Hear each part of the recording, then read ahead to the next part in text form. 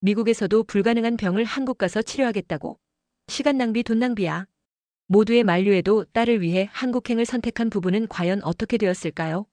2021년 겨울 보스턴의 한 종합병원. 마이클과 에밀리 부부는 의사의 말을 듣는 동안 서로의 손을 꽉 잡고 있었습니다. 그들의 9살 난 딸 소피아가 앓고 있는 희귀유전 질환은 미국 내에서도 치료 사례가 거의 없는 난치병이었습니다.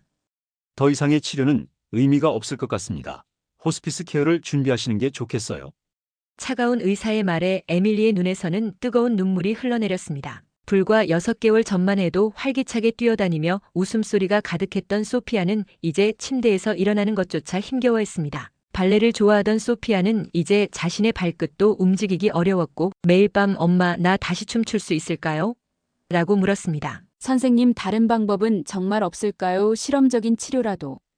에밀리가 마지막 희망을 붙잡듯 물었지만 의사의 대답은 냉정했습니다. 현재로서는 불가능합니다.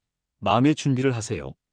그날 밤 소피아의 병실에서 에밀리는 잠든 딸의 작은 손을 잡고 끊임없이 기도했습니다. 절망하고만 있을 수 없던 마이클은 노트북을 펼쳐 밤새도록 전 세계의 치료 사례를 검색했습니다. 그러다 우연히 발견한 한 기사가 그의 시선을 사로잡았습니다. 그 기사는 한국의 한 병원에서 소피아가 앓고 있는 희귀질환 치료에 성공했다는 것이었습니다. 마이클은 기사를 읽자마자 눈빛이 반짝였습니다. 여보, 이것 좀 봐요. 마이클이 에밀리를 불렀습니다. 에밀리, 한국에 가요. 여기 봐요.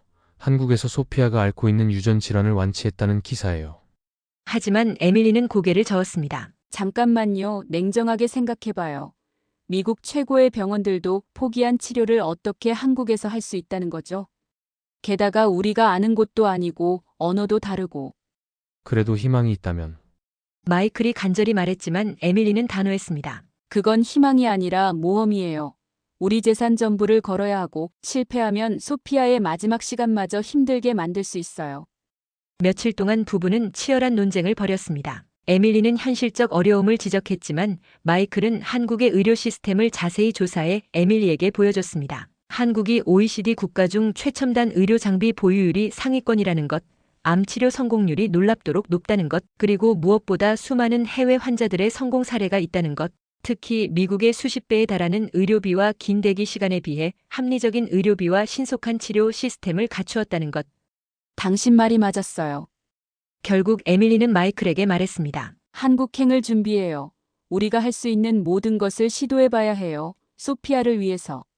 하지만 주변의 반응은 차가웠습니다. 미국 최고의 병원에서도 못 고치는 걸 어떻게 한국에서? 심지어 소피아의 주치의는 시간과 돈 낭비라며 강하게 말렸지만 이제 부부의 마음은 확고했습니다. 에밀리와 마이클은 집을 담보로 대출을 받고 퇴직금을 해약했습니다. 소피아를 위해서라면 무엇이든 할 수 있었습니다. 한국행 비행기를 예약하면서 에밀리는 이것이 그들의 마지막 희망이 될 수도 있다는 것을 알았습니다. 13시간의 긴 비행 끝에 인천국제공항에 도착했을 때 에밀리와 마이클은 마치 다른 세계에 발을 들인 듯한 느낌을 받았습니다. 비행기에서 내리자마자 느껴지는 공항의 분위기에서부터 안도감이 느껴졌습니다. 놀라울 정도로 깨끗하고 정돈된 시설, 첨단 기술이 도입된 입국 시스템, 그리고 무엇보다 따뜻한 미소로 그들을 맞이하는 공항 직원들의 모습이 인상적이었습니다. 공항에서 서울로 향하는 차 안에서 그들은 또 다른 놀라움을 경험했습니다. 깔끔하게 정비된 도로, 질서정연한 교통체계, 그리고 도시 곳곳에 보이는 첨단 기술의 흔적들. 특히 밤거리임에도 불구하고 느껴지는 안전함은 미국에서는 경험하기 힘든 것이었습니다. 이곳은 정말 다른 세상 같아요. 마이클이 창밖을 바라보며 말했습니다. 맞아요. 왠지 모르게 안심이 되네요. 에밀리가 대답했습니다. 병원에 도착하자 그들은 또 한 번 놀라움을 금치 못했습니다. 병원은 접수부터 검사까지 모든 과정이 신속하게 이루어졌고 미국에서라면 며칠이 걸렸을 검사들이 단 몇 시간 만에 완료되었습니다. 또 의료진들은 놀라운 열정과 책임감을 보여주었습니다. 주치의로 배정된 김 박사는 소피아의 상태를 꼼꼼히 살펴본 후 부부와 상담을 시작했습니다. 그의 설명은 명확했고 치료에 대한 확신이 묻어났습니다. 소피아의 상태는 분명 심각합니다. 하지만 저희는 절대 포기하지 않겠습니다. 저희 병원에는 이와 유사한 케이스들을 성공적으로 치료한 경험이 있습니다. 주치의 김 박사의 확신에 찬 목소리에 부부는 처음으로 진정한 희망을 느꼈습니다. 미국에서는 상상도 할 수 없었던 일들이 한국에서는 일상적으로 일어났습니다. 다음 날부터 소피아의 치료가 본격적으로 시작되었습니다. 의료진들의 하루는 이른 아침부터 시작되었습니다. 매일 아침 8시 담당 의료진들이 모여 소피아의 상태를 논의하는 컨퍼런스가 열렸고 이어서 상세한 회진이 이어졌습니다. 간호사들은 4시간마다 소피아의 상태를 체크했고 모든 데이터는 실시간으로 기록되고 분석되었습니다. 특히 놀라웠던 것은 간호사들의 섬세한 케어였습니다. 그들은 단순히 투약과 처치만 하는 것이 아니라 소피아의 작은 변화까지도 놓치지 않고 관찰했습니다. 소피아가 오늘은 왼손 검지를 살짝 움직였어요. 어제보다 반응이 좋아지고 있어요. 이런 작은 진전 사항까지도 꼼꼼히 기록하고 보고하는 모습에 에밀리는 감동을 받았습니다. 병원 시스템도 인상적이었습니다. 환자 가족들을 위한 힐링센터는 특히 에밀리에게 큰 위안이 되었습니다. 이곳에서 그녀는 비슷한 상황의 다른 가족들을 만나 경험을 나누고 위로를 받을 수 있었습니다. 그러나 치료 과정은 결코 순탄하지 않았습니다. 새로운 치료법 적용 한 달 차에 갑작스러운 위기가 찾아온 것이었습니다. 한밤중에 소피아의 상태가 급격히 나빠진 것입니다. 평소보다 높아진 체온, 불규칙한 심장 박동, 그리고 갑자기 시작된 발작은 모든 이들을 긴장시켰습니다. 중환자실 준비해주세요. 간호사의 외침과 함께 병실은 순식간에 의료진들로 가득 찼습니다. 에밀리는 그저 그 자리에 서서 눈물만 흘렸고 마이클은 창백한 얼굴로 벽에 기대어 서 있을 수밖에 없었습니다. 의료진들이 소피아를 중환자실로 옮기는 동안 부부는 말 한마디 나누지 못했습니다. 중환자실 앞 복도에서 마이클은 에밀리를 꼭 안아주었습니다. 여보, 우리 소피아는 강해요. 하지만 그의 목소리는 떨리고 있었습니다. 에밀리는 남편의 품에 안겨 흐느꼈습니다. 에밀리, 이게 다 내 잘못이에요. 내가 너무 서두른 걸까요? 미국에 그냥 있었어야 했을까요? 에밀리는 마이클을 껴안으며 고개를 저었습니다. 아니에요. 우리가 할 수 있는 최선의 선택을 한 거예요. 지금 이 순간에도 최고의 의료진들이 소피아를 위해 최선을 다하고 있잖아요.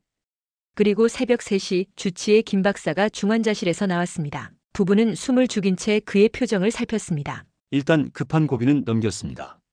김 박사의 차분한 목소리에 부부는 안도의 한숨을 내쉬었습니다. 나중에 그들은 그날 밤 의료진들이 보여준 놀라운 팀워크와 전문성을 잊을 수 없다고 말했습니다. 소피아의 상태가 급격히 나빠졌을 때도 의료진들은 완벽한 침착함을 유지했습니다. 응급팀 의사들은 신속하고 정확하게 상황을 판단했고 간호사들은 숙련된 손길로 필요한 모든 처치를 해냈습니다. 의료진들은 작은 소리로 서로 소통하며 필요한 모든 조치를 취했고 누구 하나 당황하거나 혼란스러워하지 않았습니다. 마치 잘 짜여진 시계처럼 각자의 역할을 완벽하게 수행해 나갔습니다. 여기 의료진들은 정말 대단해요. 에밀리가 마이클에게 속삭였습니다. 그래요, 그들의 눈빛에서 전문성이 느껴져요. 소피아를 반드시 살리겠다는 의지로 의료진들은 72시간 동안 교대로 소피아를 지켰습니다. 매 순간 정확한 판단과 처치가 이어졌고 작은 변화도 놓치지 않았습니다. 그들의 헌신적인 노력 덕분에 소피아는 마침내 안정을 찾을 수 있었습니다. 에밀리와 마이클은 한국 의료진들의 헌신적인 모습에 큰 감동을 받았습니다. 당직이 아닌 의사들까지 자발적으로 병원에 남아 소피아를 돌보았고 간호사들은 자신의 휴식 시간도 반납한 채 지속적으로 상태를 체크했습니다. 미국이었다면 이런 케어는 상상도 할 수 없었을 거예요. 여기 의료진들은 환자를 단순한 환자가 아닌 가족처럼 대하는 것 같아요.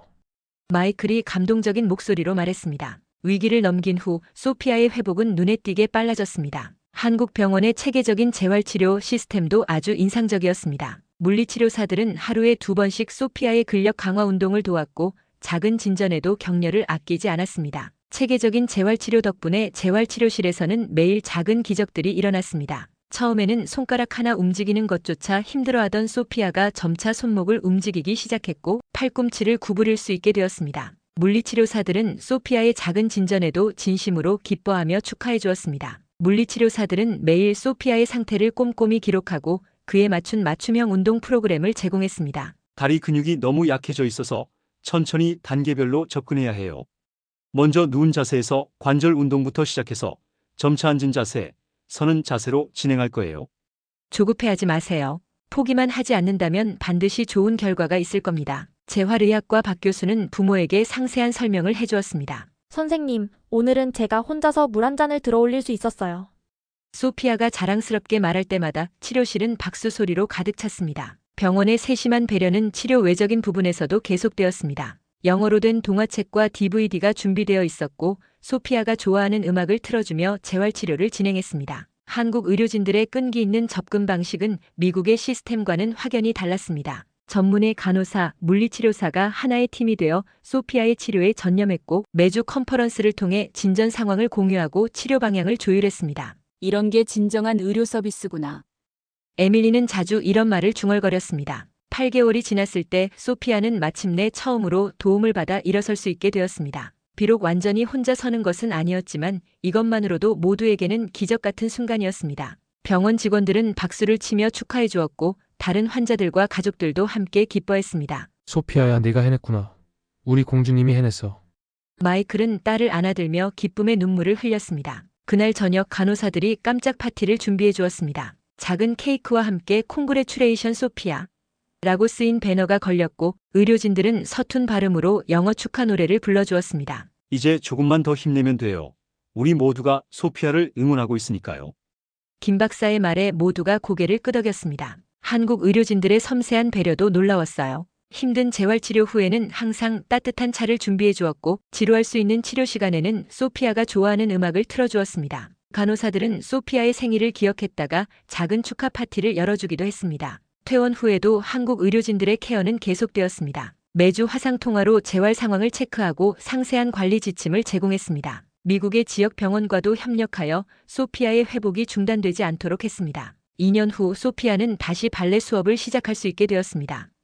처음에는 불안정한 동작이었지만 점차 예전의 우아한 모습을 되찾아갔습니다. 그녀의 첫 발레 공연 날 한국의 의료진들은 축하 영상을 보내왔고 소피아는 무대 위에서 한국에 있는 병원 의료진들에게 저의 두 번째 가족들이라며 인사를 보냈습니다. 이제 소피아의 이야기는 미국 의료계에서도 주목받는 사례가 되었습니다. 여러 의학 저널에서 한국의 치료 방법을 연구하기 시작했고 마이클과 에밀리는 다른 희귀병 환자 가족들에게 희망의 메시지를 전하는 강연을 하게 되었습니다. 소피아가 퇴원하고 3년 후 가족은 감사의 마음을 전하기 위해 다시 한국을 방문했습니다. 이번에는 건강한 모습으로 직접 걸어서 병원을 찾아간 소피아. 병원 로비에서 그녀는 작은 발레 공연을 선보였고 모든 이들의 눈시울을 붉게 만들었습니다. 저는 이제 꿈이 생겼어요. 나중에 커서 의사가 되고 싶어요. 저처럼 희망이 필요한 아이들을 도와주고 싶어요. 소피아의 맑은 목소리가 병원 로비에 울려 퍼졌습니다. 이제 그들의 이야기는 단순한 치료, 성공 사례를 넘어 국경을 초월한 의료의 희망과 인간애를 보여주는 상징이 되었습니다. 한국의 선진 의료 시스템과 의료진들의 헌신, 그리고 포기하지 않은 한 가족의 의지가 만들어낸 기적의 이야기는 전 세계 많은 이들에게 감동과 희망을 전하고 있습니다. 소피아의 가족들은 이제 매년 자신의 생일에 한국에 있는 병원에 작은 기부를 합니다. 자신의 용돈을 모아 다른 아픈 아이들을 위해 보내는 것입니다. 그리고 편지에는 항상 이렇게 적습니다. 저는 한국에서 두 번째 생명을 얻었어요. 제가 받은 사랑과 희망을 이제는 다른 아이들에게 나누어 주고 싶어요. 언젠가 꼭 한국의 의사 선생님들처럼 되어서 돌아올게요. 그때까지 많은 아이들을 도와주세요. 사랑하고 감사합니다. 이것이 바로 희망의 릴레이, 소피아가 한국에서 배운 가장 소중한 선물이었습니다. 그리고 그녀의 이야기는 지금도 계속되고 있습니다. 새로운 희망을 찾아 한국을 찾는 많은 이들에게 용기를 주면서 말이죠. 오늘의 감동보리 사연은 여기까지입니다. 시청해주셔서 감사합니다.